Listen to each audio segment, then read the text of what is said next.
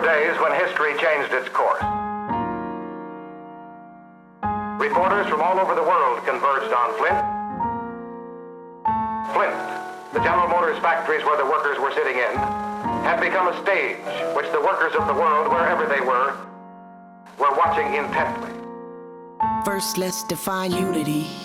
Yeah. The state of being unified or joined as a whole.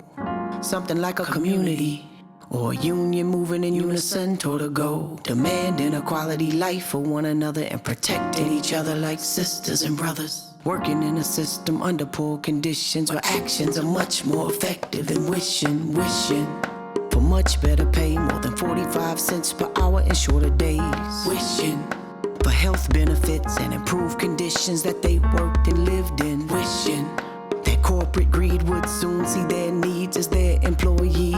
Mission to secure the jobs that they use to provide for their families and to fight for their recognition. And real men decided they would leave their lives and their kids and their wives and sit in position and hold up production, preventing General Motors from making millions. Resilience, choose and take a stand. They would sit on the job, refuse to lift a hand. They sat in the plant for 6 weeks, 44 days to be exact. Wait, let's take it back.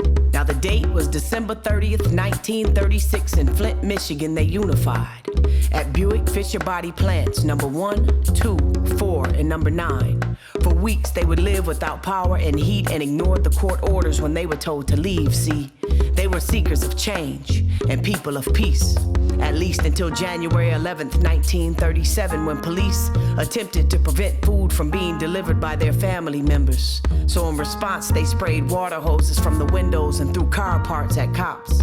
The cops returned tear gas and buckshots, and the fight came to a stop with the strikers controlling the gates. Then the National Guards were sent in by Governor Frank Murphy, who was worried about the strikers and wanted to prevent any further violence. The fight lasted a total of 6 hours, and outside the wives and mothers refused to cower, demanding relief for their husbands and sons. This was known as the Battle of Bull's Run. These women were brave and were not afraid of guns.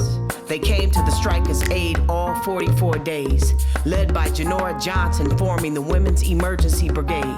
See, these small victories spread quickly and hope was felt when President Roosevelt applied pressure to bring the strike to a conclusion and forced GM to bargain with the union.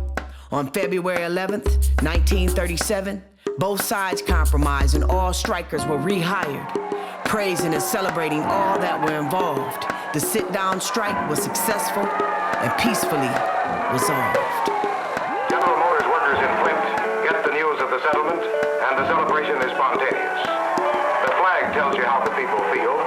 After the long, patient struggle in the factory, what these people are celebrating deep into the night is the end of an impossible and unbearable subjection.